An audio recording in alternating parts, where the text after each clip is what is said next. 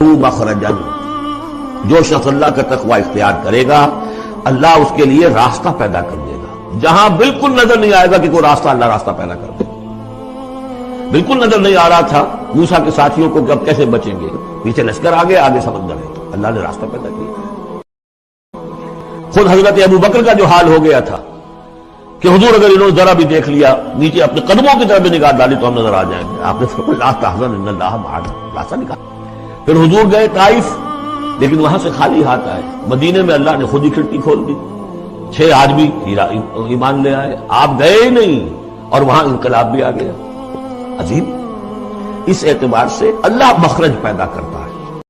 تم صحیح طریقے پر چلتے رہو، تقوی اختیار کرو، صحیح راستے پر جد و جہد کرو، یہ کام اللہ پر چھوڑو، کب اسے منظور ہے اس کا کامیاب ہونا، جب ہوگا وہ راستہ ایسا کھولنے کا کہ تمہیں گمان بھی نہیں ہوگا۔ وَيَرْزُقْهُ مِنْ حَيْثُ لَا يَحْتَسِبُ، اور اسے رزق دے گا وہاں سے جہاں سے اسے گمان بھی نہیں ہوگا۔ اقامت دین کی جد و جہد ہو، غلبہ دین کی جد و جہد ہو، اپنے آپ کو ان صلاتی و نسکی و محیایا و مماتی اس کا فیصلہ کرنا ہو تو سب سے بڑی رکاوٹ آتی کھائیں گے کیا؟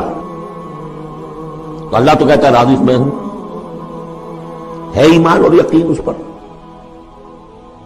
کر کے دیکھو تو صحیح، اس پر اعتماد تو کرو۔ لیکن یہ کہ اس پر اعتماد کرنا، توکل، بڑی مشکل ہے۔ وہ تو جتنا ایمان ہوگا اتنا ہی اعتماد ہوگا، اور گہرا ایمان ہوگا گہرا اعتماد ہوگا۔ وَمَن يَتَّقِ اللَّهَ يَجْعَل لَّهُ مَخْرَجًا وَيَرْزُقْهُ مِنْ حَيْثُ لَا يَحْتَسِبُ وَمَن يَتَوَكَّلْ عَلَى اللَّهِ فَهُوَ حَسْبُهُ۔ یہ تو ابھی تقوی والے کی بات ہے کہ وہ وہاں سے رزق دے گا جہاں سے اسے ملے گا بھی نہیں، اور جس نے اللہ پر توکل کر لیا تو وہ اس کے لیے بہت کافی ہو جائے گا۔ توکل کر کے تو دیکھو، حسبہ وہ اس کے لیے کافی ہے۔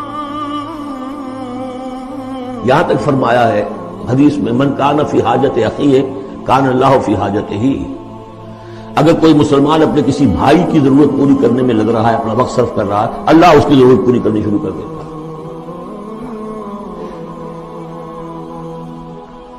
فکر ماں در کار ماں آزار ماں، کار ساز ماں بے فکر کار ماں، یہ فارسی شاعری کے اندر یہ دینی حقائق ہے۔ کار ساز ماں بے فکر کار ماں، میرا کارساز میرے کاموں کی فکر کر رہا ہے، میں نے اپنے آپ کو اس کے کام کے لیے لگا دیا۔ وہ دنیا میں بھی ذرا سا بھی کوئی شریف انسان ہوگا، آپ اس کے ہو جائیں وہ آپ کو چھوڑ دے گا پھر کہیں؟ شرافت ہو، مروت ہو، آپ اللہ کے بن کر تو دیکھیے، پھر وہ کارساز ہے۔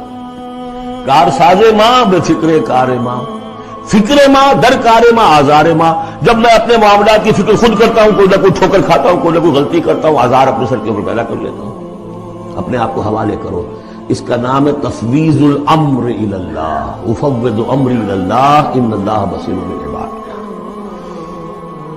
ان اللہ بالغ امرہ، اللہ تعالیٰ تو اپنا معاملہ تو پورا کر کے ہی رہتا ہے، وہ تو دین کو غالب کرنا ہی ہے، کون اس کے اندر نفع کما گیا کون محروم رہ گیا یہ ان کی قسمت ہے۔ ابو بکر اور عمر اور عثمان اور علی اور عبد الرحمن ابن عوف یہ اپنی بازی جیت گئے، ابو جہل ابو لہب محروم رہ گئے، یہ تو اب ان کا معاملہ ہے، اللہ تو اپنی بات پوری کرا دے گا، اور اس دنیا کے ختم ہونے سے پہلے پورے کل ارضی پر اللہ کا دین غالب ہوگا، یہ ہونا ہے۔ دیکھنا یہ ہے کہ تم اس بہتی گنگا میں کو ہاتھ دھونے کو تیار ہو یا نہیں، یا تم محرومین کی فہرست میں اپنے آپ کو لانا چاہو۔ بس اپنا تن من دھن لگا دو، اس کے اندر تمہاری ہڈیوں کا چورا ہو کر بھی اس نئی تعمیر کی بنیادوں میں اگر لگ جائے تو بہت بڑی کامیابی ہے۔ قد جعل اللہ لکل شیء قدرا، بہت عمدہ مقام ہے، اللہ نے ہر چیز کے لیے ایک اندازہ مقرر کیا ہوا ہے، کب اللہ کی مدد آئے گی یہ بھی اس نے طے کیا ہوتا ہے۔ You have to qualify، pre qualification conditions ہیں، تب مدد آئے گی، یوں نہیں آتی مدد۔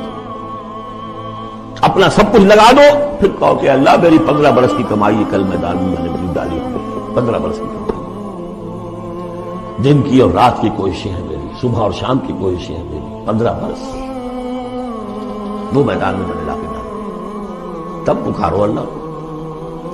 اپنا مال بچا کے رکھنا ہے، اپنی مستقبل کو بھی بچانا ہے، اپنی اولاد کو بھی بچانا ہے، اور اللہ کا دین غالب ہو جائے، کہیں نام لکھا کے کسی جماعت میں شامل ہو کر بڑا مار دیا، گویا کہ اللہ تعالیٰ کو جانتا ہی نہیں۔ کتنی کنٹریبیوشن ہے، کتنا ایثار ہے، کتنی قربانی ہے، کتنا وقت ہے، کتنی محنت ہے، اللہ جانتا ہے۔ باقی اس نے ہر چیز کا ایک اندازہ مقرر کیا ہوا ہے۔